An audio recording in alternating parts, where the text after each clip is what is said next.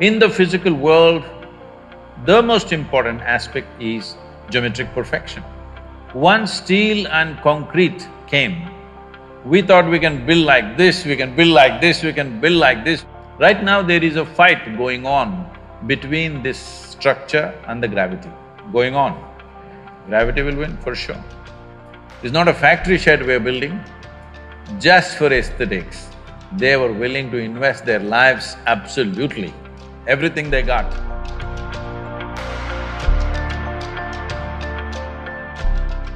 Namaskaram, Sadhguru. So my name is Ujasvika Sahu. I would first like to really give a warm welcome to you from the JJ campus on behalf of the students.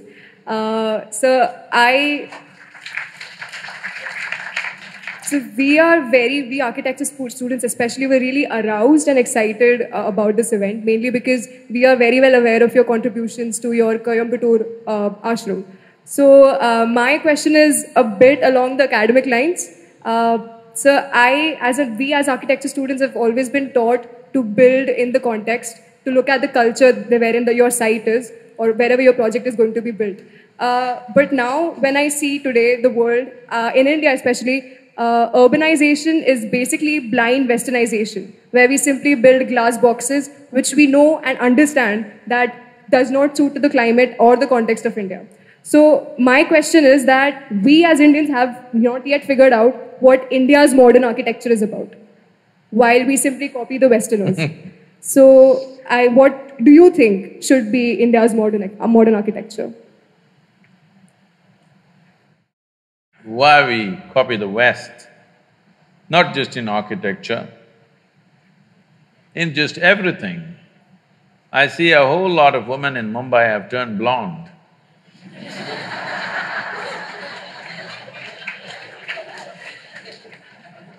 I have no problem if your hair turns blue or green or purple or red, but blonde.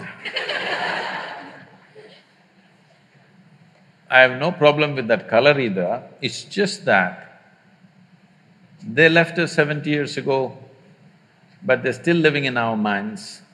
At least as a generation, we must stay away from that. When you're completely away, then you can make your hair color whatever the hell you want, but not in imitation of somebody, isn't it? You can make it whatever color you want. You want to paint 7 colors in your hair, please do it, I have no issue about that. But you shouldn't be doing it because some color is superior to your color. That's apartheid, isn't it?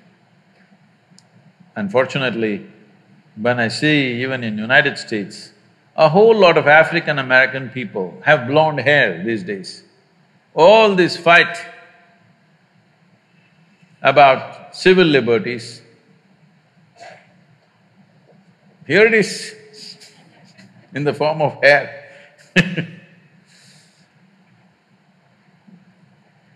What you like you can do, but you are not doing what you like. There's a compulsiveness about doing certain things. So this compulsiveness has definitely come to architecture also.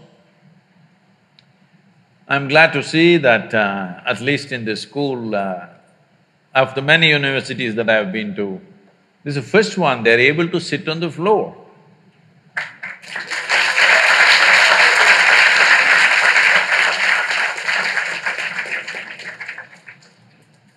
Most people are stuck like this, you know. See, I can't sit without a chair, or I can't walk without a crutch. Is it very different, I'm asking? In some way you crippled yourself, isn't it? What are you going to do if I leave you in the forest? How are you going to shit, I'm asking? Yes? Because people think there is some kind of fashion in crippling yourself. So this has gone into every aspect of our life and architecture. What to say of… See, if you look back at ancient India, what aesthetics! I'm sure you're all students of… many of you are students of architecture, or even if you're an artist, you notice many things. This is my problem.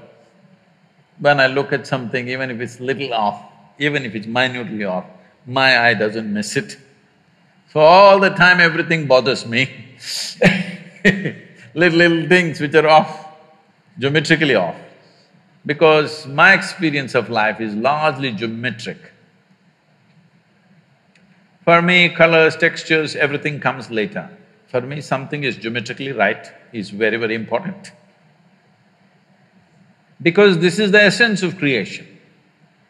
In the physical world, the most important aspect is geometric perfection.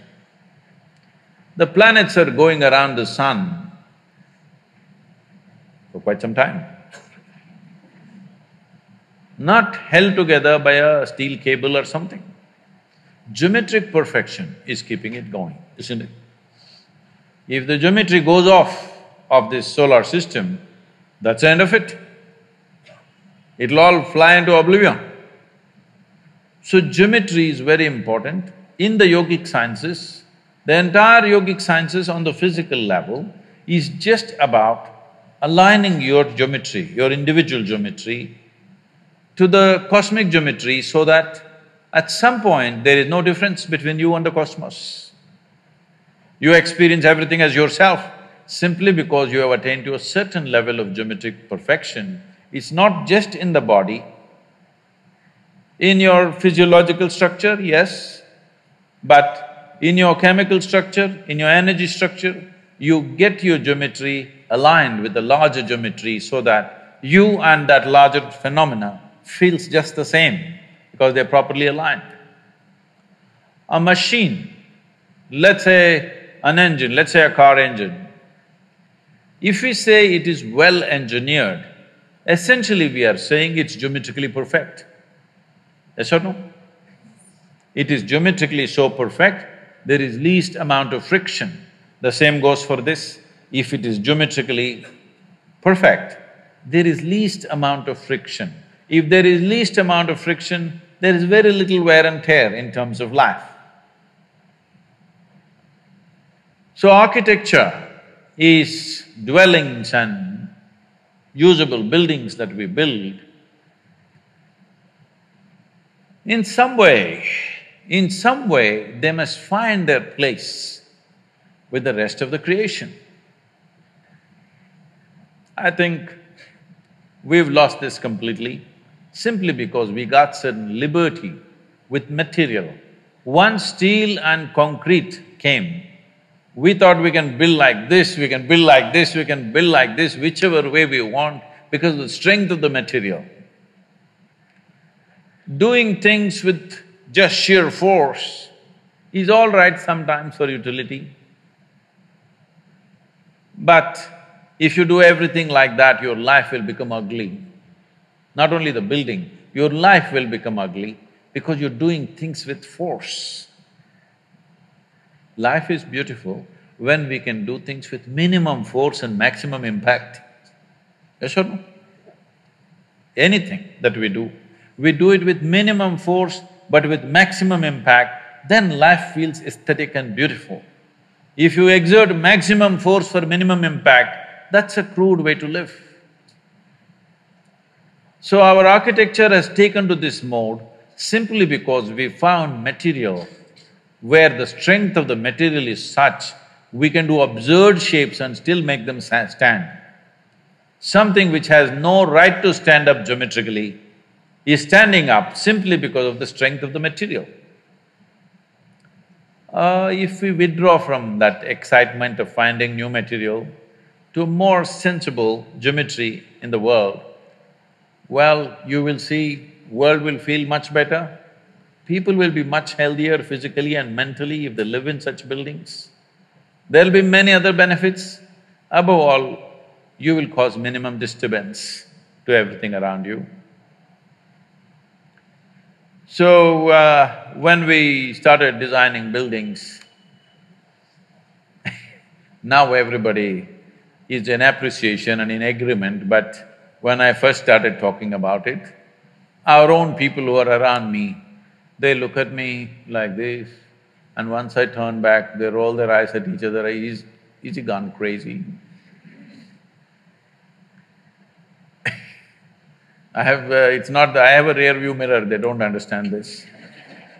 But it took a lot of talking and talking and talking and talking endlessly to make them understand that it'll work.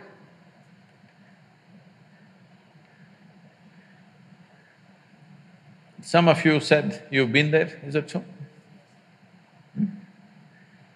So, today all the utility buildings, other things that are being built in many different ways. But fundamentally, anything concerned with the spiritual process in the temple that was built there, mainly they're standing because of geometric perfection, not because of the strength of the material. For example, the dome is the largest elliptical dome of its sort, 72 feet in diameter. It's not semicircular, it's elliptical like this. And there is no cement, there is no concrete, there's no steel. The simple technology is all the bricks are trying to come down at the same time, but they cannot come down. It's just like if 10 of you try to go through the door at once, you cannot go unless one person has some courtesy and they step back. It's my confidence in the bricks that they don't have courtesy, none of them will ever step back. So they stood there. The force of gravity, which is supposed to bring it down, held it up. See, right now this building, any flat roof for that matter, right now there is a fight going on between this structure and the gravity, going on. Right now going on or not? It is going on. One day somebody will win. Who do you think will win? Gravity will win, for sure.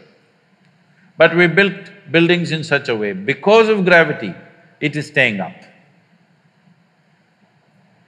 It is not something, if you observe things in nature, it's all… a whole lot of things are built like this. So, we'd never used any steel, just brick, soil, sometimes a percentage of lime, that's about it. And the feel of these buildings is very different because there is no tension in the building, there's no stress happening all the time. So I keep joking, see, the building itself is meditating, at least you'll better learn something. The buildings are meditative because there's no stress in them. They're using the forces which are trying to pull them down as the force to stay up. This is something every human being should learn. What are the forces which try to bring us down?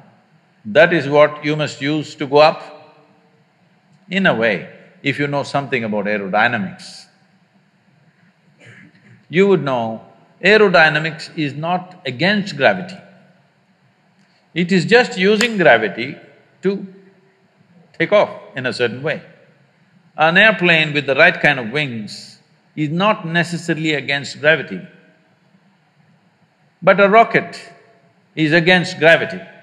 It's just the kind of thrust it has is like a forceful way of getting away. But an airplane is not made like that, simply it's carrying tons and tons, you know. It doesn't matter how many times you have seen an airplane land and take off, you can still go on watching because there is something amazing about it, that some 120 tons simply takes off and flies. If it is… see, there are two kinds of flying machines, there are rotary wing machines and there are fixed wing machines. That is, fixed wing airplanes and the helicopters. A helicopter is taking off with sheer force. If you don't know this, I'm I'm a licensed helicopter pilot. So, helicopter when you fly, moment to moment you have to keep it flying. But when you fly an airplane, all you have to do is take off and just leave it. Landing you must know unless you're a Bin Laden pilot.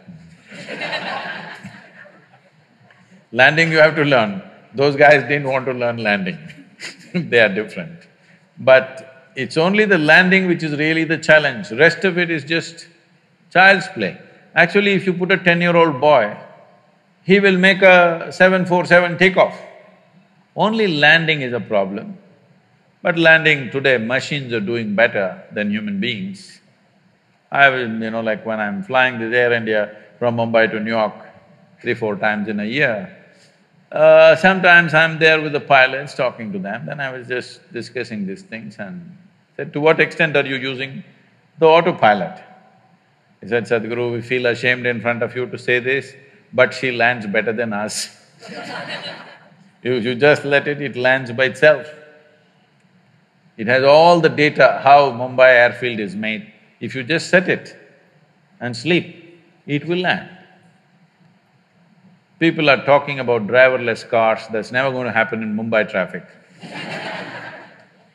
But a pilotless airplane is very much a doable thing. It's only people's fear you have to manage, that the airplane is flying without a pilot, you have to manage the passengers. That's the only problem. Otherwise, it's very easy to make a pilotless airplane. Lot of pilots are sleeping. Now by law, if the flight is more than some 4 hours or so, a pilot can sleep for 40 minutes or 50 minutes, something. There is a law now that they can actually officially sleep. Because it's a big sky, it's not going to hit anything. Why I'm saying this is, the same goes for buildings. You can make the building either come up like with some exuberance, or it's standing like a depressed person. This is something… suppose you see a building like a human being. Do you want to look at their face or you want to avoid their face? That's how a building should be. If you look at their face, you must feel joy. How? Essentially, it's a geometric manipulation. How geometrically perfect it is will give that much sense of completeness to people when they visually see it, because the human eye is one eye on the planet which catches the maximum amount of detail. Because it catches so much detail, most important part of any physical structure is geometry. And some people can consciously catch it, others unconsciously react to it. They like it or they don't like it, that's all they know. But some people can consciously see, okay, this is the reason why it feels like this. So when it comes to architecture, it should not be in terms of European, Indian, this, that. These styles are established at a time when materials were limited, all right? The material available was so limited in those regions, accordingly they structured it, and most of the time everybody copied one architect in that area and that became the culture. That need not be the future of Indian architecture, but India having a history of tremendous aesthetics, and if you go to the ancient temples, you must come to the south because North India, most of the temples, the ancient temples are all gone. The new ones that they have built is all put up in a hurry. When they got a chance, they put it up like, you know, how they put up Ramlala, suddenly in 2 days, like that. But if you come to the south and see, one amazing thing you will see is their sense of geometry, unbelievable. How they arrived at this sense of geometry, 1,000 years ago, 2,000 years ago, absolute geometric sense in their mind. Well, you have seen the Kailash, I'm sure, at Ellora, the Kailash temple. You have seen Belur Halebeedu, have you? The Karnataka temples? Oh, it's a must-see. It's just a must-see for any human being, especially those of you who are in architecture, art, whatever you are into. Some aesthetics you are into means this is something you must see. It's more than seeing those sculptures. You must look into the minds of people who did this. If you want to look into their minds, you must withdraw yourself into that time zone. It's over 1,000 years ago, when there were no cranes, when there were no machines, when there were no trucks, when there were no any kind of mechanical things, all by hand. Why would somebody endeavor to do something so phenomenal and so almost superhuman in terms of engineering and the physical difficulty of lifting these huge rocks and doing this carving business? Why would anybody do that? What kind of passion should be firing those people to do this is unbelievable. If you see the Tanjavur temple, have you seen? This Gopuram weighs, I think, what, 180 tons, huh? 180, is it? Does anybody know? I think somewhere in that range, over 120 tons for sure. And it is at a height of 160 feet. They put a ramp of 10 miles, a mud ramp, and they brought this single piece of stone, 160 feet high above, and made a gopuram out of it. Exquisitely carved. Well, in Karnataka, what they carved is soapstone. In Tamil Nadu, Tamil people are crazy. They carved granite into very fine structures, which is far more difficult than carving soapstone. And they put it up there. What is it that's firing these human beings? Before you take up any project, you must visit this and see what kind of human beings are these, you know? Just for aesthetics, you understand? Not for livelihood. It's not a factory shed we're building, just for aesthetics.